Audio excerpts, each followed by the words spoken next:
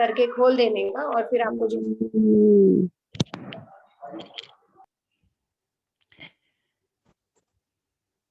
नमो नमो प्रणाम सातमा चौधरी के प्रणाम सर। प्रणाम गुरुजी, प्रणाम गुरुजी, प्रणाम प्रणाम प्रणाम गुरुजी। ओरियंतानम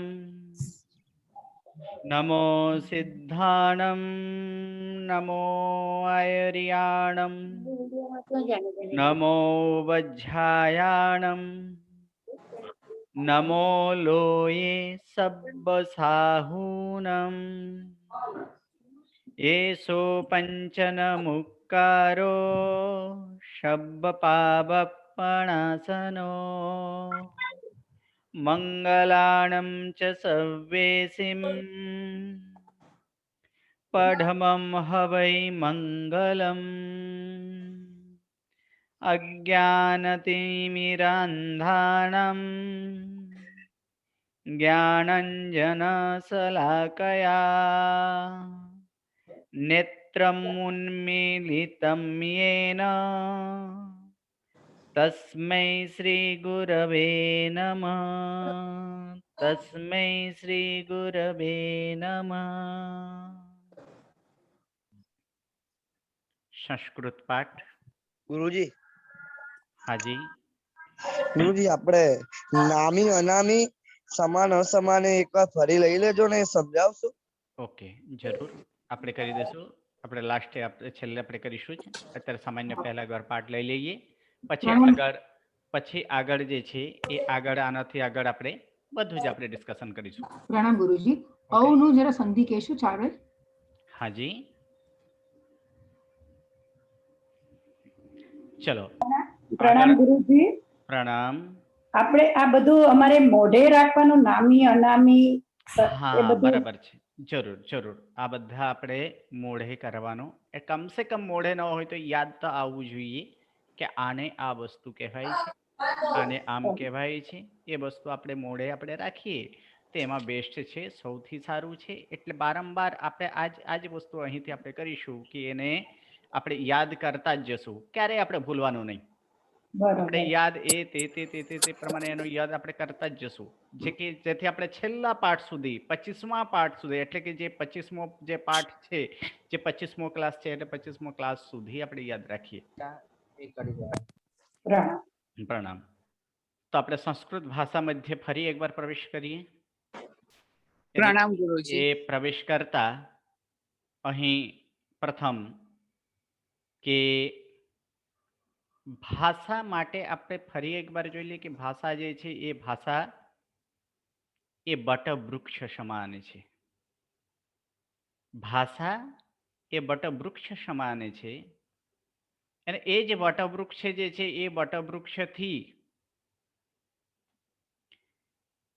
પહેલા કે બટવૃક્ષ જે છે એ બટવૃક્ષ પહેલા કે એ બટવૃક્ષ ત્યારે જ બને જ્યારે એમાં બીજ ખાતર આદિ મળે.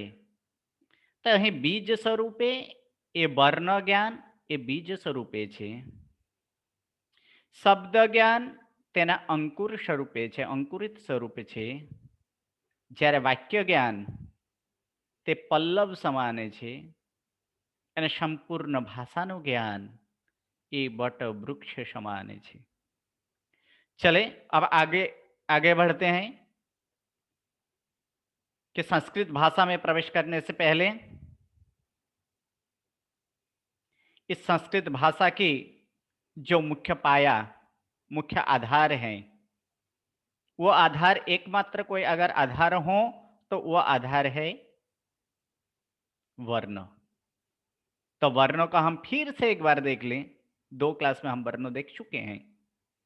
इसी वर्णों को आगे कि वर्ण जो हैं, ये वर्ण 2 प्रकार के। कोई भी भाषा में वर्ण 2 ही प्रकार के हैं, एक स्वर वर्ण तो दूसरा व्यंजन वर्ण। तो स्वर वर्ण और व्यंजन वर्ण समान। स्वर वर्ण, स्वर की व्याख्या हम लोग कर रहे थे कि स्वर जो हैं, स्वर किस प्रकार के हैं कि स्वर के स्वयं राजन्ते इति स्वरः। स्वयं राजन्ते या तो स्वयं शोभते शोभन्ते इति सराः, जो खुद शोभायमान है, जो खुद शोभित हों, वो स्वर है। और व्यंजन जो अर्थ को प्रकट करें, वो व्यंजन है। और ऐसे स्वर वर्ण और व्यंजन वर्ण, तो स्वर वर्ण जो है, तो स्वर वर्ण और व्यंजन वर्ण, स्वर वर्ण ऐसे 14 प्रकार के हैं। अ, आ, ह्रस्व ह्रस्व दीर्घ ई, ह्रस्व उ, दीर्घ उ, ह्रस्व रु, दीर्घ रु, ह्रस्व रु, दीर्घ रु, ए, ऐ, ओ, औ, ये 14 प्रकार ये स्वर वर्ण है। उसी प्रकार व्यंजन वर्ण, तो व्यंजन वर्ण 33 है। इन 33 वर्णों में 5 वर्ग, 4 अंतस्थ और 4 उष्माक्षर। क, ख, ग, घ, ङ, च, छ, ज, झ, ञ, ट, ठ, ड, ढ, ण, त, थ, द, ध, न, प, फ, ब, भ, म, य, र, ल, व, श, ष, स, ह।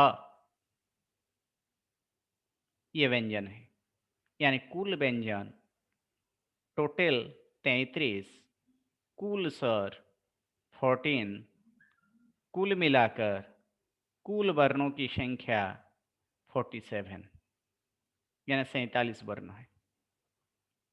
इन 47 वर्णों में अब स्वर वर्ण देखे थे कि स्वर वर्ण ये 14 प्रकार के स्वर हैं। इन 14 प्रकार के स्वर में से ह्रस्व स्वर कितने हैं? तो ह्रस्व स्वर 5 है। बाकी सभी, तो बाकी के सभी 9 ये दीर्घ है। इन ह्रस्व स्वरों में भी अ, ई, उ, रु, लृ, ये 5 ह्रस्व है।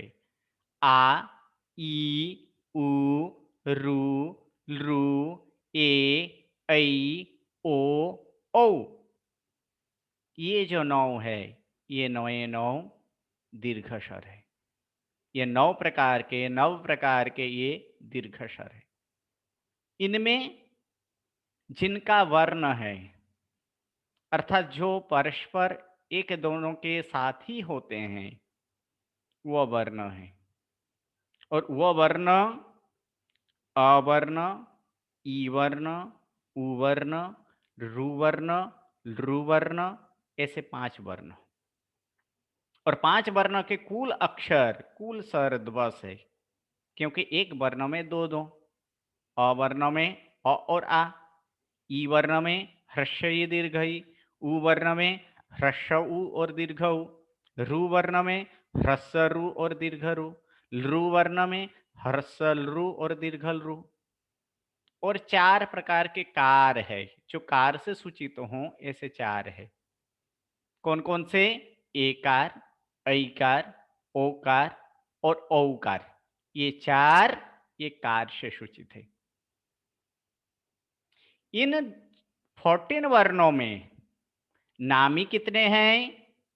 तो नामी 12 है। किनके सिवाय? तो अ वर्ण के सिवाय बाकी जितने सारे स्वर है वो सारे के सारे स्वर वो नामी है। यानी अनवर्णानामी अर्थात अवर्ण के सिवाय बाकी जितने सारे स्वर हों वो सभी के सभी नामी है। अंतस्था कितने हैं इसमें? जो मिच्छन्द गुण संध्याक्षर, तो संध्याक्षर 4 है। कौन कौन से? ए ऐ ओ औ, ये संध्याक्षर 4 है। समान कितने हैं? तो समान ये से 10 है। अ से लेकर दीर्घल रू तक के सभी स्वर ये समान है। यानी अ आ ई उ रू रू ऐसे 10 जो है ये 10 स्वर ये समान से सूचित है। इतना हम लोग ये स्वर वर्ण में देख चुके हैं। अब आगे व्यंजन वर्ण, जो व्यंजन वर्ण है वो व्यंजन वर्ण हम लोग देखेंगे। तो व्यंजन वर्ण कितने हैं? तो व्यंजन वर्ण जो है वो व्यंजन वर्ण कुल 33 हैं। इन कुल 33 व्यंजनों में से अब कुल 33 जो व्यंजन है, ये 33 व्यंजनों में से 25 व्यंजन को, जो 25 व्यंजन है उन 25 व्यंजन को स्पर्श व्यंजन से सूचित किया जाता है। कौन कौन से? तो पांचों 5 वर्ग। तो पांचों 5 वर्ग का मतलब कहाँ से? क वर्ग से लेकर प वर्ग तक, क वर्ग से लेकर प वर्ग तक ये 25 जो व्यंजन है, ये 25 व्यंजन को स्पर्श व्यंजन के नाम से जाना जाता है। स्पर्श व्यंजन ये सिर्फ एक संज्ञा है, सिर्फ एक संज्ञा है कि स्पर्श व्यंजन के नाम से सूचित किया गया है कि ये 25 से 25 व्यंजन। अब इस 25 व्यंजन में 5 वर्ग है, तो वर्ग किसे कहते हैं? तो वर्ग की व्याख्या है कि वर्णोति आत्मीय एकत्वेन व्यवस्थापयति वा इति वर्गः। अर्थात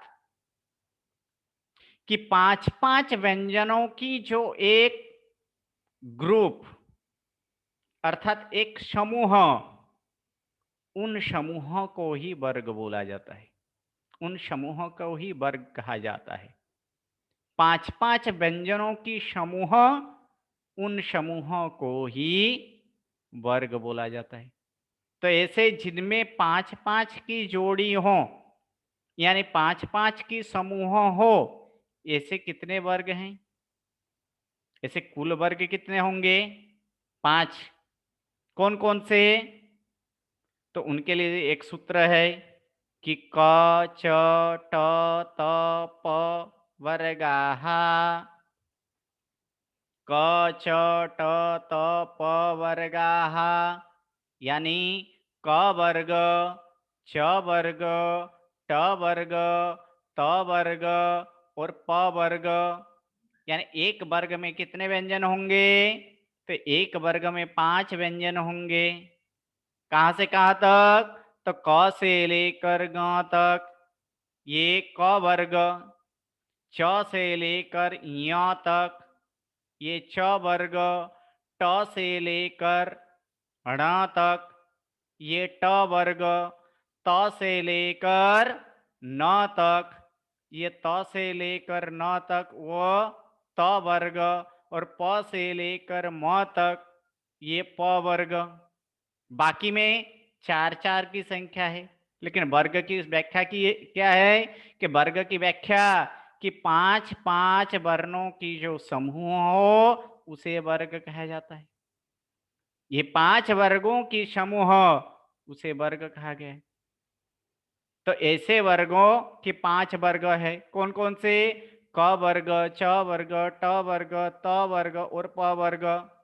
इसी को याद रखने के लिए इतना याद रखना है, क च ट त प और लास्ट में बोलना है वर्गाः। क च ट त प वर्गाः।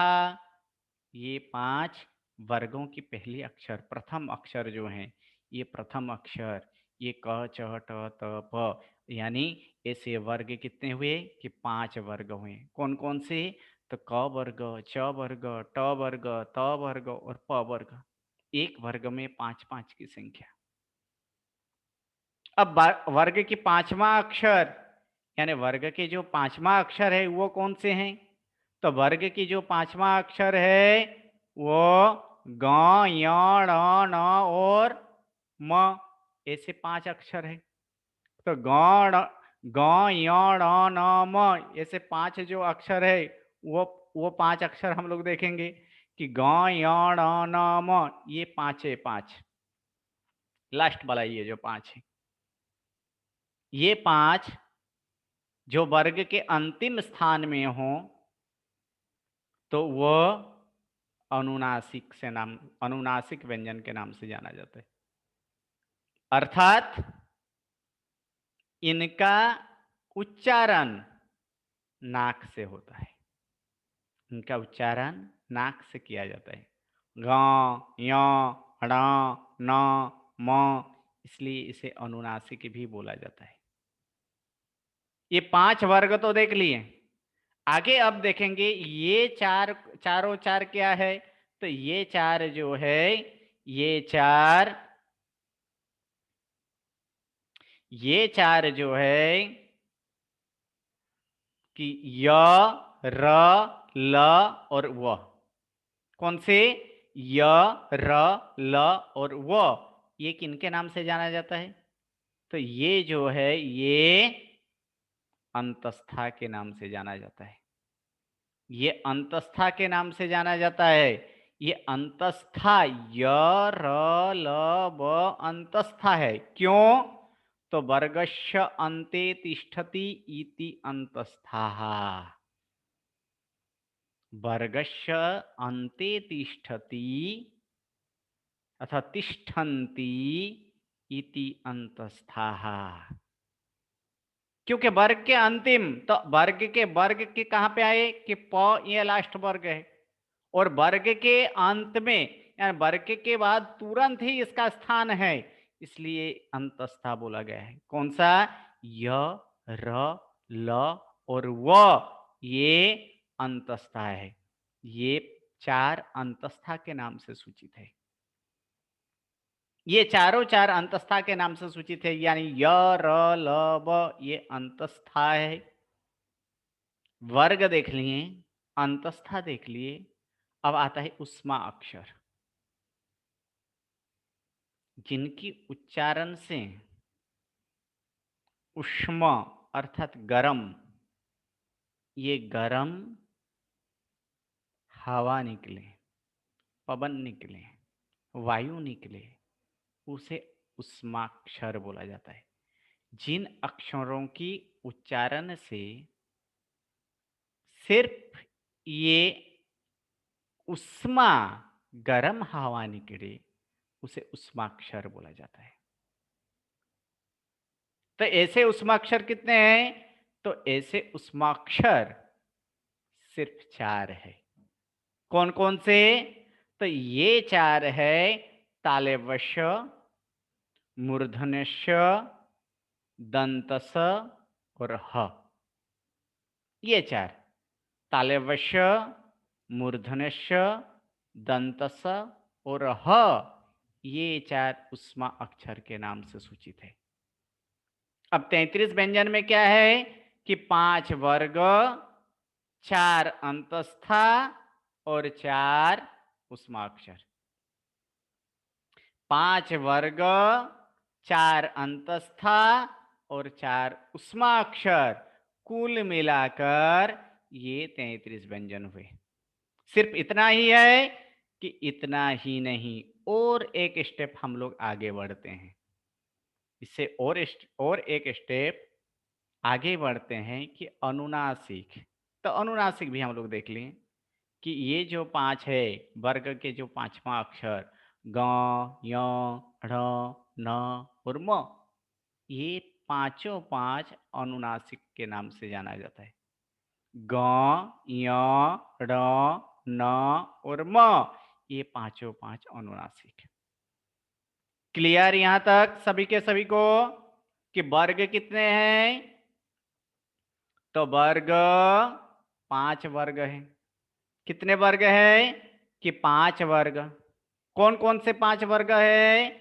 तो क वर्ग, च वर्ग, ट वर्ग, त वर्ग और प वर्ग। अंतस्था कितने हैं? तो अंतस्था 4 है। कौन कौन से? य, र, ल और व। उष्माक्षर, तो उष्माक्षर 4 है। कौन से? तो तालव्य, मूर्धन्यस्य, दंतस्य और ह। अनुनासिक, तो अनुनासिक ऐसे 5 ग, य, ण, न और म। इतना जो है ये 33 व्यंजन की स्वरूप अथवा तो इनकी व्यवस्था इस प्रकार से है कि वर्ग, अंतस्था और उष्माक्षर। इसलिए पहला वर्ग लिखा जाता है और वर्ग में 5-5 वर्ण है, इसलिए 5-5 की ये 5 इंटू 5 कितने होंगे?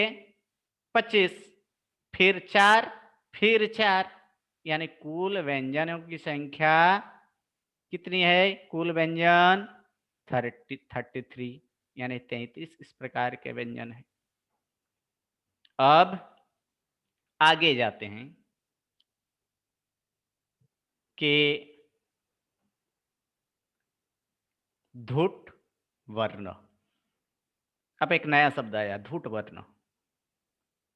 कि धुट वर्ण क्या है? कि धुट वर्ण किसे बोला जाता है?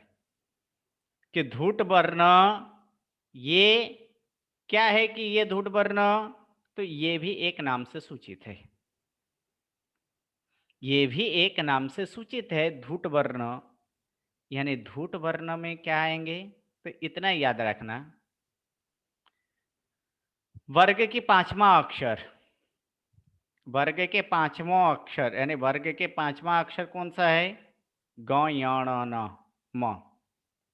और अंतस्था यानी अंतस्था कौन कौन से है? य, र, ल, व।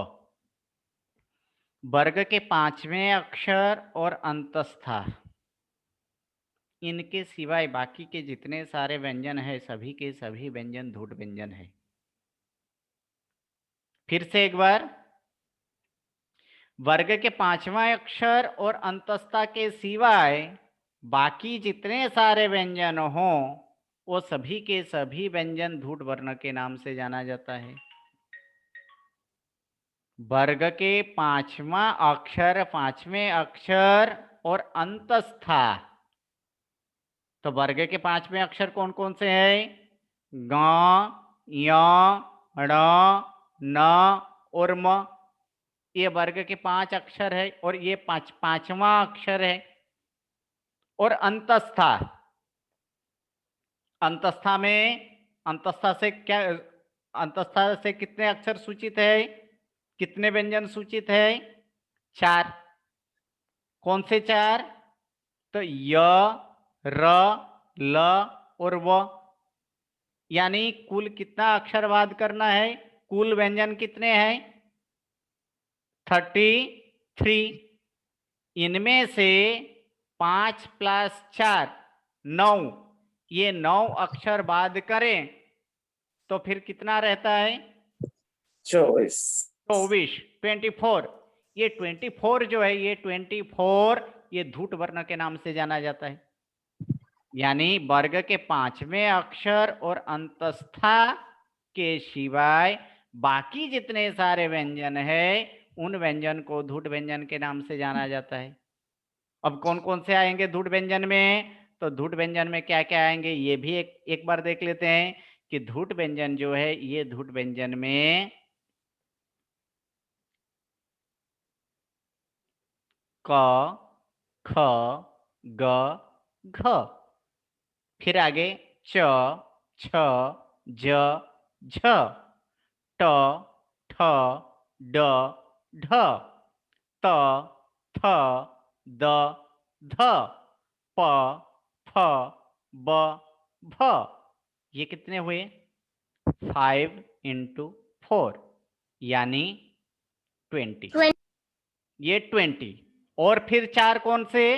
तो तालव्य, मूर्धन्य ष, दंत स और ह। तो 20 प्लस 4 कितने हुए? 24। 24। ये 24 जो है ये 24 से 24 को किनके नाम से जाना जाता है? धूट वर्ण से। नाम से जाना जाता है। ये धूट वर्ण है। ये 24 से 24 ये धूट वर्ण है। यानी 5वां अक्षर और अंतस्था। अब अंतस्था याद रखना है इसलिए जरूरी है क्योंकि अंतस्था बोलेंगे तो क्या आएगा? क्या आएगा? ऐसे न सोचकर फिर ये अंतस्था मतलब यरलब। अंतस्था मतलब क्या होता है कि यरलब। यही क्यों आता है? क्योंकि जैसे हम बोलें कि पंकज, तो पंकज हम बोलेंगे पंकज पंकज पंकज पंकज। लेकिन पंकज के अब जब भी बोला जाए कि पंकज तो हमारे मस्तिष्क में एक ही बात आता है। क्या है पंकज का मतलब? कमल। पंकज का मतलब आ जाता है वहां पे कमल, कि कमल लाना है। लेकिन पंकज का अर्थ यही होता है कि पंके जन्म यश पंकज, यानी पंख में यानी कीचड़ में जिनका जन्म हो उसे पंकज बोला जाता है। लेकिन पंकज एक रूढ़ी हो गया है। उसी प्रकार ये अंतस्था को भी रूढ़ी बनाना है। हमें याद रखना है अंतस्था मतलब यरलब, अंतस्था मतलब यरलब। उष्माक्षर मतलब तालव्य मूर्धन्य दंत सह, तालव्य मूर्धन्य दंत सह। ये एक एक करके याद रखना है। तो उसी प्रकार ये धूट वर्ण, अब देख लेते कि धूट वर्ण अगर कि धूट व्यंजन कितने हैं?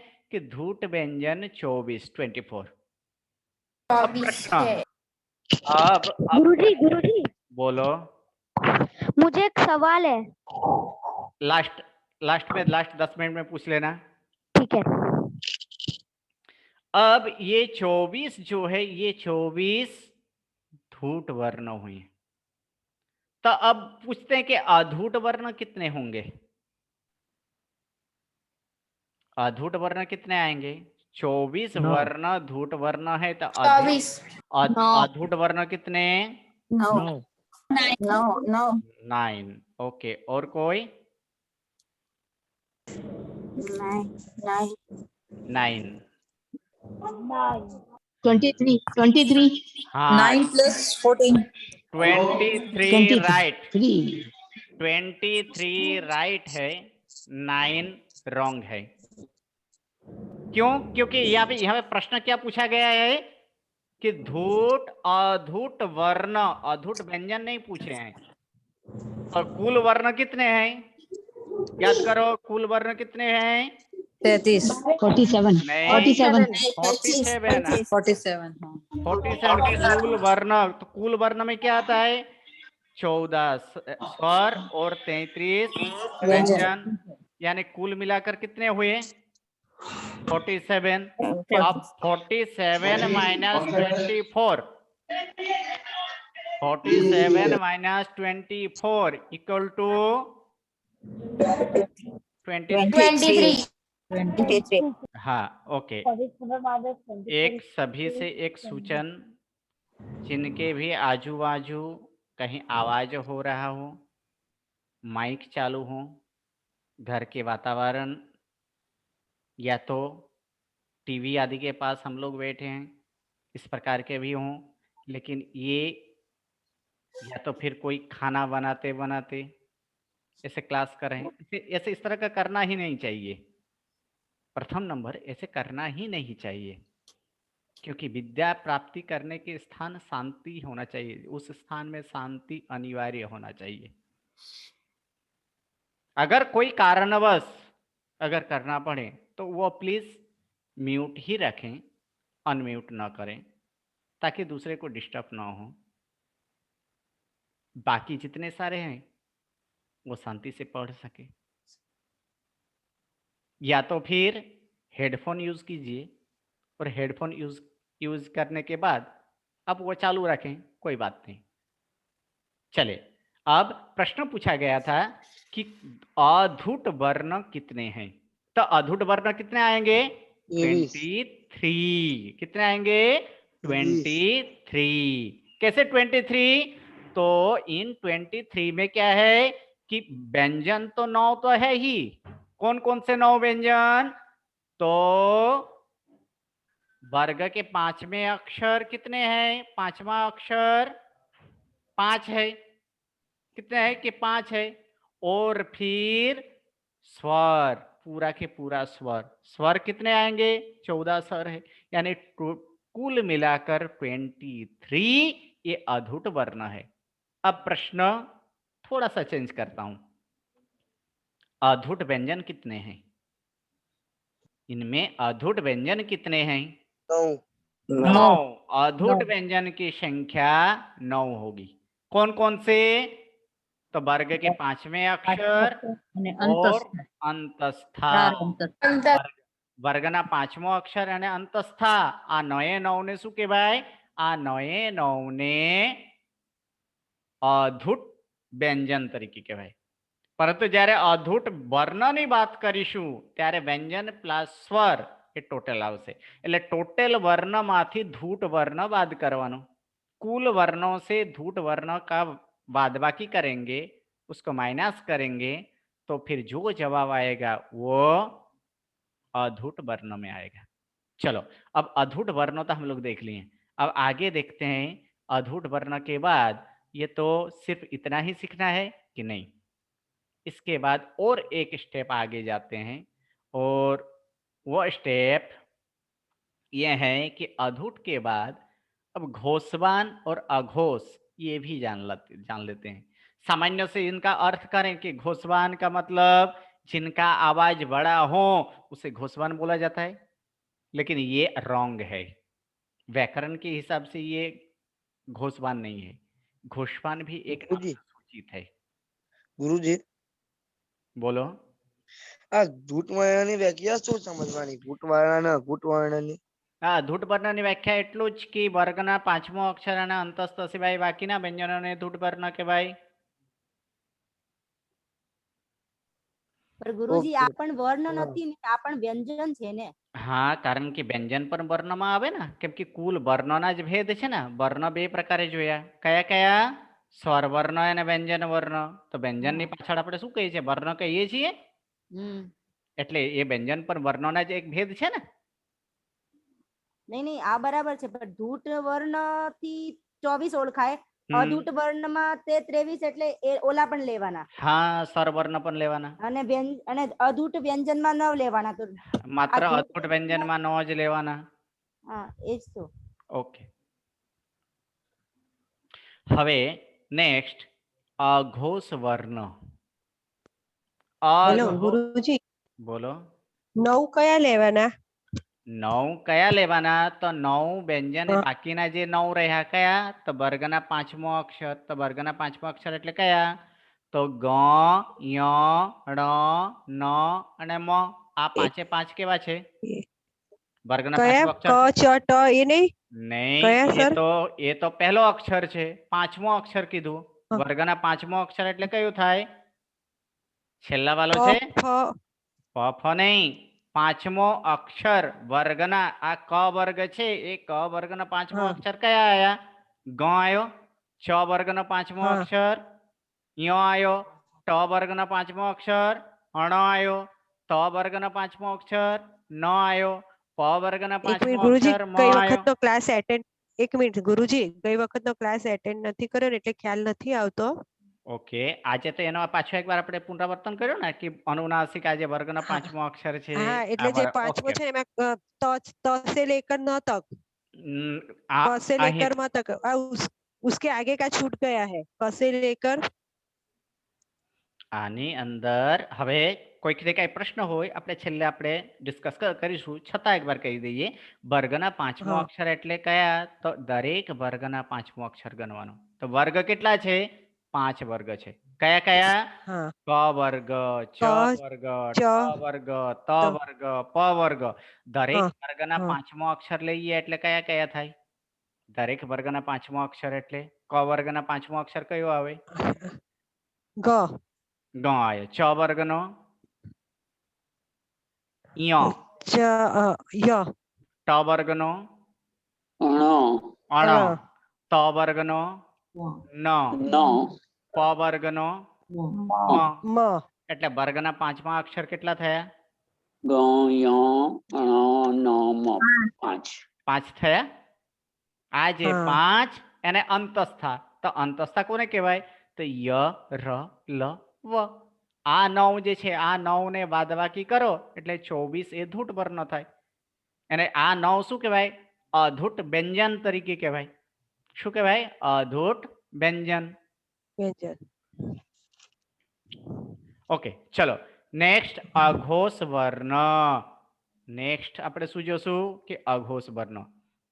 અઘોષ વર્ણ આ પણ એક નામથી સૂચિત છે. હવે દરેકને ફરી તમારે કોઈ પણ પ્રશ્ન હોય નોટ ડાઉન કરતા જાઓ. આજે દરેકે નોટ પેન લાયા છો કે નહીં? નોટ પેન લઈને બેઠા છો દરેકે? યસ ગુરુજી. બધાય દરેક હા, ગુરુજી. ક્લાસમાં નોટ પેન લઈને જ બેસવાનું. બરાબર? Okay, Yes. સરસ. ધન્યવાદ. યસ ગુરુજી. ધન્યવાદ. ધન્યવાદ. રાખો પ્લીઝ. બધાને ધન્યવાદ. દરેક ક્લાસે આપણે નોટ પેન સાથે રાખવાનો, કારણ કે છેલ્લે જ્યારે આ ક્લાસ પૂર્ણ થશે એટલે જ્યારે આ ક્લાસ પૂર્ણ થશે એટલે આ પહેલો પાઠ જ્યારે પૂર્ણ થશે, એ પહેલો પાઠ પૂર્ણ થયા પછી આપણે દરેકને પ્રશ્ન પૂછવામાં આવશે. એક ક્વિઝ જેવું રાખશે. એની અંદર માત્ર તમારા એની અંદર એ ટેસ્ટ કરવાનું પોતાના જાતને કે હું અત્યાર સુધી કેટલું શીખી શક્યો. ક્યારે એ થઈ શકશે? જ્યારે તમે એની અંદર દરેકમાં નોટ ડાઉન કરતા જાઓ. તમને લાગે કે આ નોટ ડાઉન કરવા જેવું છે, એ દરેકમાં નોટ ડાઉન કરતા જાઓ. ઓકે, ચલો નેક્સ્ટ અઘોષ વર્ણ. અઘોષ વર્ણ આ પણ એક નામથી સૂચિત છે. તે અઘોષ વર્ણ એને આપણે આ પ્રમાણે પણ કહીએ કે ઘોષવાન સિવાય બાકીના વર્ણોને અઘોષ વર્ણ તરીકે કહેવાય. घोषवान के सिवाय बाकी जितने सारे वर्ण हैं उसे अघोष वर्ण बोला जाता है, या तो अघोष वर्ण के नाम से जाना जाता है. अब घोषवान के सिवाय अघोष. अब प्रश्न कि घोषवान किसे बोला जाता है? तो अघोष वर्ण के सिवाय बाकी के वर्णों को घोषवान बोला जाता है, घोषवान कहा जाता है. तो फिर क्या होगा? तो फिर इसमें गड़बड़ी ऐसा आएगा कि अघोष क्या है और घोषवान क्या है. આમ પૂછવામાં આવે ને કે શામલાલનો ઘર ક્યાં છે? તો કે રામલાલને ઘરની બાજુમાં. રામલાલનો ઘર ક્યાં? તો શ્યામલાલનો ઘરની બાજુમાં. હવે રામલાલ શ્યામલાલ કરે, શ્યામલાલ રામલાલ કરે, આ પ્રમાણે જ એનો વારંવાર એ ચક્ર ચાલુ જ હોય. એટલે આ ન કરતા આપણે આ જ પ્રમાણે યાદ રાખીશું કે अघोष व्यंजन कया कया? तो याद रखजो,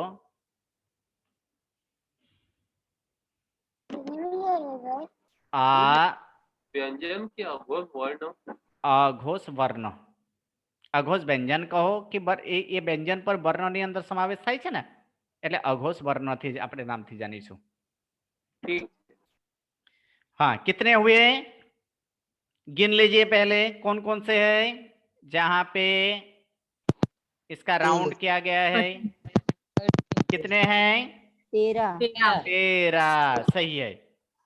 कौन कौन से? क, ख, च, च,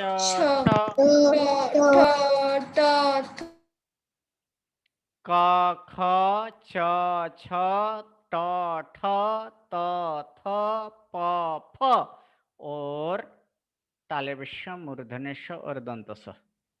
फिर से एक बार, क, ख, च, छ, ट, ठ, त, थ, प, फ और फिर तालव्य मूर्धन्य ष और दंत स. तो इनको हम क्या बोलेंगे कि वर्ग के पहले दूसरे अक्षर और 300. वर्ग के पहले दूसरे अक्षर और 3 प्रकार के श, तीनों श ये जो है ये अघोष वर्ण है। वर्गों के पहला और दूसरा अक्षर, तो वर्ग कितने हैं? कुल वर्ग कितने हैं? 5। और 5 हर एक वर्ग के 2-2 अक्षर करें तो वर्ग में से कितने अक्षर आएंगे? हर एक वर्ग के 2-2 अक्षर, पहला और दूसरा, फर्स्ट लेटर और सेकंड लेटर। हर एक वर्ग के फर्स्ट लेटर और सेकंड लेटर अगर गिने तो टोटल कितना आएगा? 10, ये 10। और फिर उस्मा अक्षर के फर्स्ट 3 लेटर, उस्मा अक्षर कितने हैं? तो उस्मा अक्षर 4 है। इनमें से कितना लेना है? 3 ही लेना है। तो अब 10 + 3 तो टोटल के कितना होंगे? टोटल 13। ये जो 13 है ये 13 वर्ण ये अघोष वर्ण के नाम से सूचित है। यानी अविद्यमान घोषः येषां ते अघोषः, अर्थात जे अक्षर बोलता सामान्य ध्वनि निकळे ते अक्षर ने अघोष अक्षर तरीके कहेवाय। अर्थात जिसे बोलने से, जिनके उच्चारण से इस सामान्य अक्षर यानी अल्प शब्द निकले, अल्प ध्वनि निकले, उसे अघोष वर्ण बोला जाता है। तो ये कितने हैं? ये 13 हैं। 13 है। कौन कौन से? वर्ग के पहले दूसरे अक्षर और फिर तालव्य श, मूर्धन्य श और दंत स, ये 13 जो है ये अघोष व्यंजन है। इनका ही विपरीत है कि घोषवान। तो घोषवान कितने होंगे? अघोष वर्ण 13 है, तो फिर घोषवान की संख्या कितनी होगी? घोषवान व्यंजन, अघोष व्यंजन, यहाँ पे अगर बोला जाए कि अघोष व्यंजन ये 13 है, तो फिर घोषवान व्यंजन, तो घोषवान व्यंजन 20। कौन कौन से 20? तो घोषवान व्यंजन में 20 में वर्ग के तीसरे चौथे अक्षर, वर्ग के तीसरे चौथे पांचवें अक्षर और फिर अंतस्था प्लस ह, तो वर्ग के तीसरे चौथे अक्षर, अंतस्था पूरा यानी अर्थात ये पूरा, और ये ह, ये कितने हुए? वर्ग के तीसरे चौथे पांचवें अक्षर, अर्थात कितने वर्ग हैं? तो वर्ग 5 है। तो कुल कितने हुए? तो वर्ग के तीसरे चौथे पांचवें अक्षर में, तो वर्ग के तीसरे चौथे पांचवें अक्षर यानी कुल कितने हुए? 4 × 5, 3 × 5 कितने हुए? 15। और अंतस्था कितने हैं? 4। 15 और 4 कितने? 19। और एक ह यानी कुल कितने हुए? घोषवान ऐसे 20। घोषवान कितने? तो घोषवान ऐसे 20, जिसे घोषवान के नाम से जाना जाता है। यानी घोषः विद्यते यस्य स घोषवान, जे अक्षर बोलता विशेष एवो ध्वनि निकले तेने घोषवान तरीके कहेवाय। अर्थात जिसे बोलने से विशेष प्रकार की आवाज निकले वो घोषवान है। और ऐसे घोषवान कितने हैं? तो ऐसे घोषवान 20 है। और ऐसे घोषवान 20 में कौन कौन से? ग, घ, ग, ज, झ, य, ड, ढ, ण, द, ध, न, ब, भ, म, य, र, ल, व और ह। घोषवान वर्ण और घोषवान व्यंजन। तो घोषवान वर्ण या तो फिर घोषवान व्यंजन। वर्ण ये व्यंजन का यानी व्यंजन जो है ये वर्ण का ही एक भेद है, उसे घोषवान व्यंजन कहो या तो फिर घोषवान वर्ण कहो, दोनों एक ही है। घोषवान वर्ण या तो फिर घोषवान व्यंजन कहो, दोनों सेम टू सेम है। अब ऐसे 20 जो है ये 20 अघोष, अघोष नहीं घोषवान वर्ण, और अघोष वर्ण कितने? तो अघोष वर्ण सिर्फ 13। कितने हुए? 13। कौन से? वर्ग के पहले दूसरे अक्षर और 300। वर्ग के जब भी बोला जाए कि वर्ग के 5वां अक्षर, वर्ग के पहले दूसरे अक्षर, यानी हर एक वर्ग का समझना, क वर्ग, च वर्ग, ट वर्ग, त वर्ग और प वर्ग, ये पूरा के पूरा ये व्यंजन की व्यवस्था है। ये पूरा के पूरा जो है ये व्यंजन की व्यवस्था है।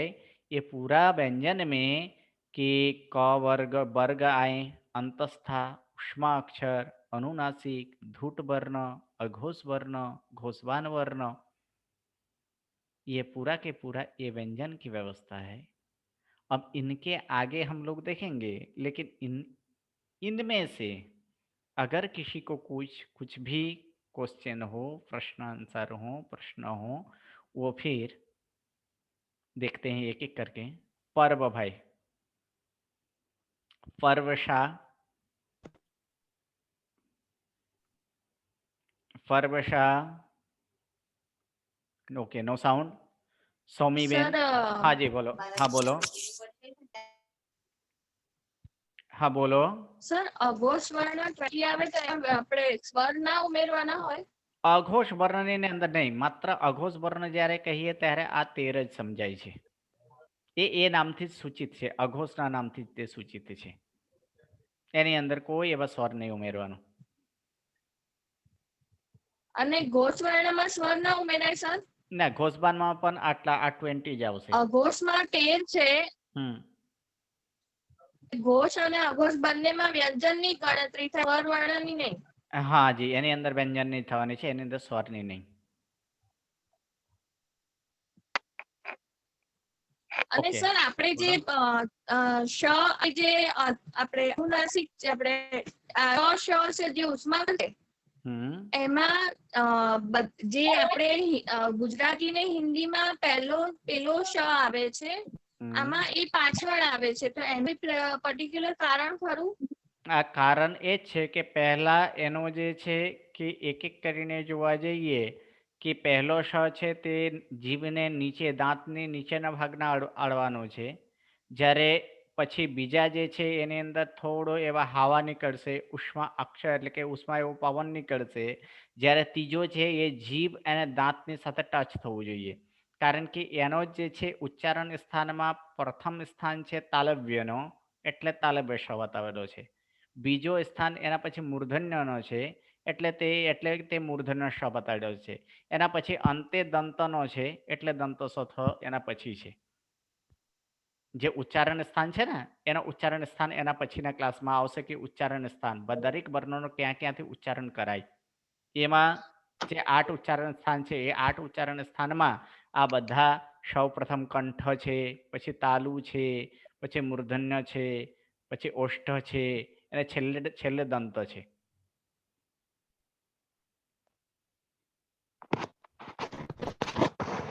ઓકે દિલીપભાઈ। ગુરુજી, હાજી, અનુનાસિકના પ્રથમ બે વ્યંજન કયા શબ્દમાં આવે છે તે શબ્દ કહેશો? અનુનાસિકના પ્રથમ બે વ્યંજન, આ બંને વ્યંજન આ આપણે વ્યંજન જ છે, એટલે કે કયા શબ્દમાં આવે, બરાબર ને? Okay okay okay okay okay, હા આપણે બહુ સરસ પ્રશ્ન કે આ જે છે એ કયા આની અંદર આવી શકે છે, એના માટે શબ્દ કયા કયા હોઈ શકે।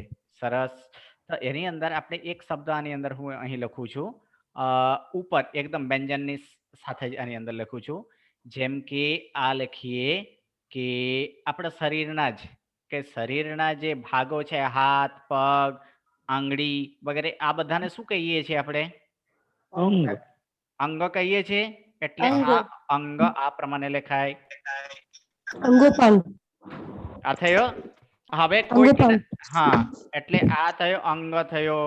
પછી બીજું કોઈ શુભ કામ માટે જાય તો એને આપણે શું કહીએ છીએ? મંગલ। મંગલ, મંગલ, તો મંગલ માટે આ પ્રમાણે લખાય, બરાબર? બીજું હવે જે બીજો અક્ષર જે આપણે જોયો તો બીજો અક્ષર કયો છે યો છે બરાબર કોઈકના એવા જે છે કોઈકના એ મન મસ્તિષ્ક આમ તેમ ભમતો હોય તો એને આપણે શું કહીએ કે એનો એની વૃત્તિ કેવા પ્રકારની છે એ કેવી વૃત્તિ વાળી છે ચંચલ ચંચલ કહીએ તો એ ચંચલ કેવી રીતે લખાય ચંચલ આ ચંચલ આપણે એક પ્રદેશના એક ભાગ એ પ્રદેશના એક ભાગને શું કહીએ અંચલ તરીકે કહેવાય શું કહેવાય અંચલ તો આ જે છે અંચલ આ પ્રમાણે લખાય અંચલ પછી આપણે સંસ્કૃતમાં 5 ને શું કહેવાય પંચ તો પંચ તો આ પંચ પણ આ જ પ્રમાણે થાય ઓકે યંગ છે કે ચ છે એ ઈયો પંચ ઈયો ઉચ્ચારણ કરવાનું ચ છ જ ઝ ઈયો આ ઈયોનું ઉચ્ચારણ કરવાનું પંચ નાકથી બીજો પ્રશ્ન ઉષ્માક્ષરમાં પહેલા 3 ને આપ જે રીતે બોલો છો તે જરાક લખી બતાવશો એ પહેલા 3 ને જે રીતે બોલાય છે એ પહેલા 3 એનો નેક્સ્ટ ક્લાસ એનો ઉચ્ચારણ સ્થાન આવે છે તે સમય તમને સમજાવી દઈશ ઓકે થેન્ક યુ ઓકે हाँ जी यक्ष जैन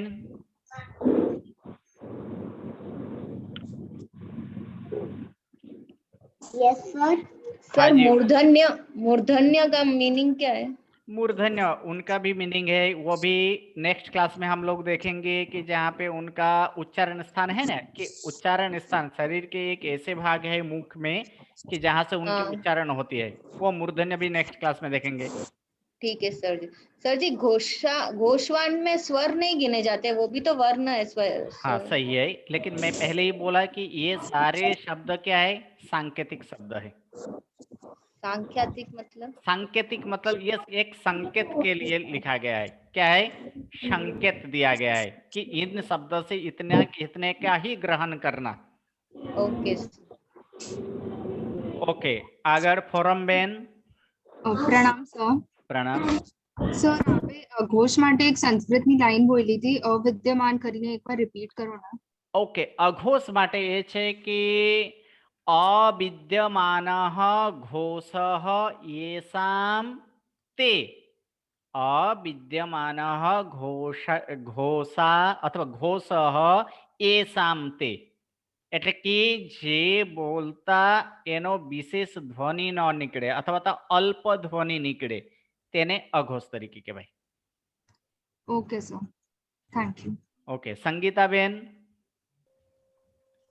પ્રણામ ગુરુજી પ્રણામ ગુરુજી મને છે ને અનુનાસિકના સ્ટાર્ટિંગના બે જો અક્ષર છે ને એના પ્રોનાઉન્સિએશન બરોબર કરવા હતા એટલે જ હું કહેતી હતી ઓકે ઈયાનો ઉચ્ચારણ કરો ઈયા એને અલગ કરી શકીએ ઓકે એની અંદર જેમ કે પંચ કર્યા તો આપણે શું પંચ નો નહીં અને મનો પણ નહીં એના છે શું ઉચ્ચારણ થાય ઈયાનો ઉચ્ચારણ થાય ક્યારે જ્યારે એનામાં ચ વર્ગ આવતો હોય ત્યારે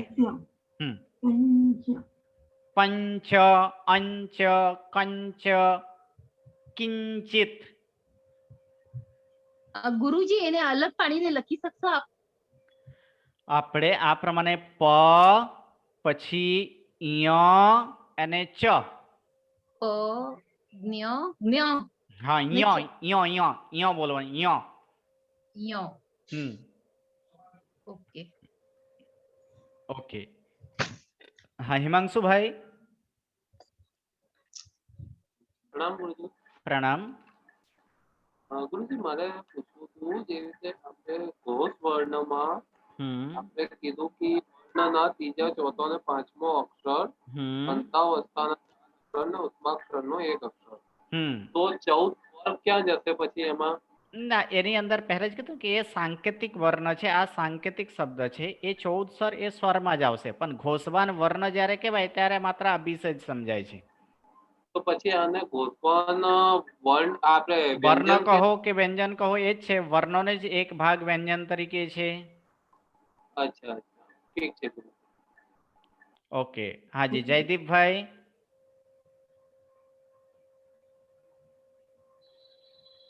જયદીપભાઈ ओके, नो साउंड। नमो जिनानम कौन छे? नमो जिनानम।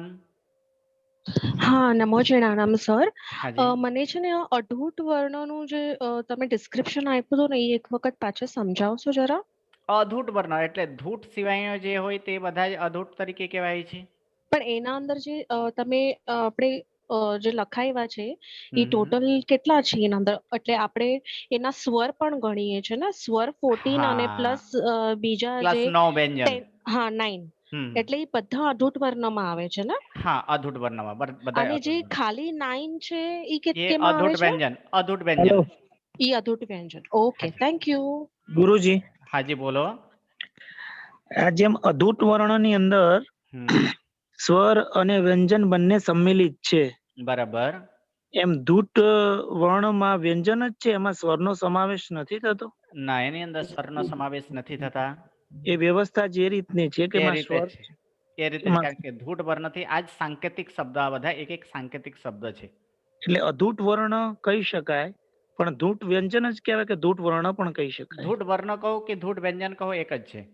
એમાં સ્વર નથી સંમિલિત. એમાં સ્વર સંમિલિત નથી. ભલે, પ્રણામ. પ્રણામ. હાજી Nishiben. Nishiben. Okay, no sound. Kavitaben. गुरुजी, घुट वर्ण बहुत सारे अलग अलग कैटेगरीज हो गए ना, तो याद रखने का क्या बेस्ट तरीका है?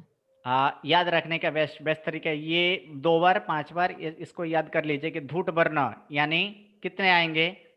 सिर्फ 24 वर्ग के 5वें अक्षर और फिर 300 और यानी कि ये कितने है कि धूट वर्ण, ये धूट वर्ण में कितना है कि वर्ग के 5वें अक्षर और अंतस्था के सिवाय बाकी के सारे व्यंजन ये धूट व्यंजन है। हाँ। वर्ग के 5वें अक्षर यानी 5वें अक्षर कौन से है? तो ग य न म। हाँ। और फिर क्या है कि और फिर है य र ल ब, ये 9 को बात कर देना है, जितना नहीं है उसको याद रख लेना। जैसे घोषवान और अघोष में अपन बोल रहे हैं कि जिसमें बहुत आवाज हो वो अघोष है, सॉरी घोषवान है, जिसमें आवाज नहीं हो वो अघोष है। वैसे घुट का मतलब क्या है? घुट का ये एक सांकेतिक शब्द ही है, ऐसे कुछ भी उसके सिवाय और कुछ भी नहीं है, वो एक सांकेतिक शब्द ही है। अच्छा अच्छा, ठीक है, थैंक यू गुरुजी।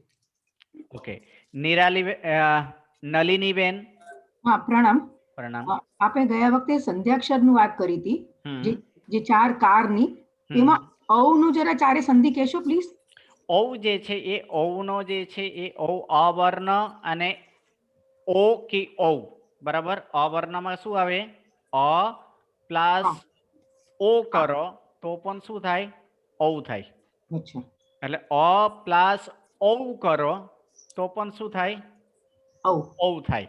एक्चुअल आ चारे चार आनी जेम आनी साथे पण आ प्लस ओ तो पण શું થશે? ઔ। ઔ થશે। અને આ પ્લસ ઔ તો પણ શું થશે? ધન્યવાદ સર। ओके, हाँ जी दर्शना बेन। ये दो रेशमा वाली को दोनों है।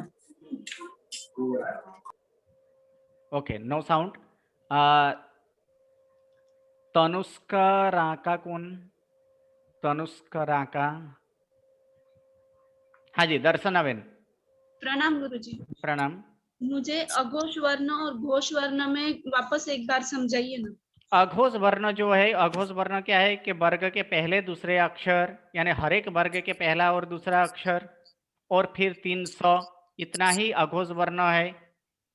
वर्ग के पहले दूसरे अक्षर, तो वर्ग याद रखना है कि वर्ग कितने हैं? कि 5 है। कौन से? क छ ट त प, ये 5 जो है ये 5, ये 5 और फिर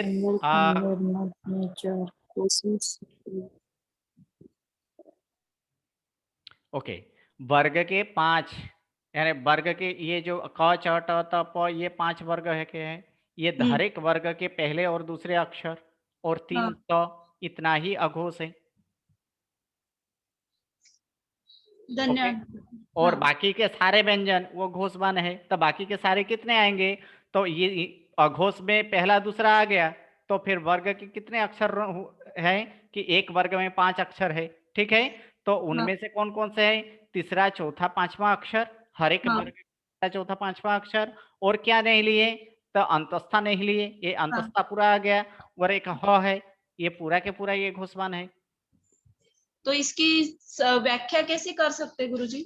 यानी इतना है कि वर्ग के पहले, वर्ग के तीसरा, चौथा, पांचवा अक्षर, अंतस्था और ह ये घोषवान है। हाँ। Okay, Deepa Ben. हेलो। हाँ जी। સર પ્રણામ.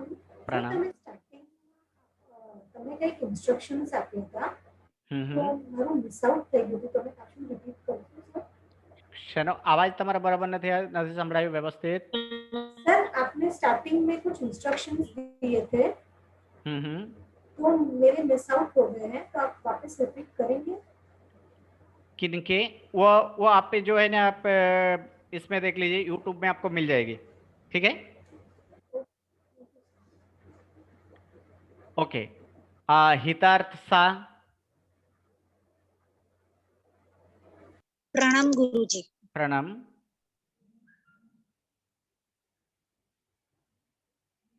Okay, no sound. हाँ, नमो जीनानम कौन है?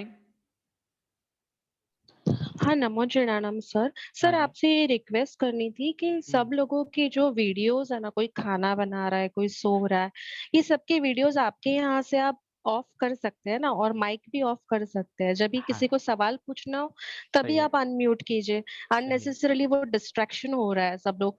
सही बात है, बहुत बढ़िया सजेशन है। ये सभी पालन करें ताकि दूसरे सभी को भी अपने वीडियोस ऑफ रखें ना, ऑफ ही जरूरत रखें। नहीं है अपने आप को दिखाने की। ऑफ ही रखे, पढ़ने अच्छा बैठे है। हैं। सही बात है। Okay, thank you. हाँ जी।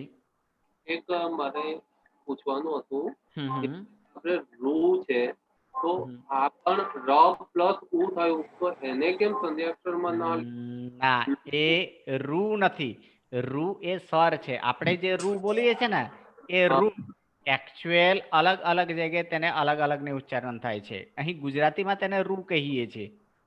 આપણે કાશી બાજુ જઈએ ને તો તેને રી કહે છે। મગધ બાજુ જઈએ તો એને શું કહે? ઋષિ કહે, ઋષિ નથી કહેવાતું। અમારે ઇન્દોરમાં બી જે છે એને ઋષિ કહેવાય છે। હા, બરાબર। તો આ જ પ્રમાણે એ રૂ નહીં, પરંતુ એ એક સ્વર છે, એટલે એ સ્વર અલગ છે। એટલે ઋષિ વખતે પણ ર પ્લસ ઈ એવું નથી કરતા। શું કરીએ છીએ?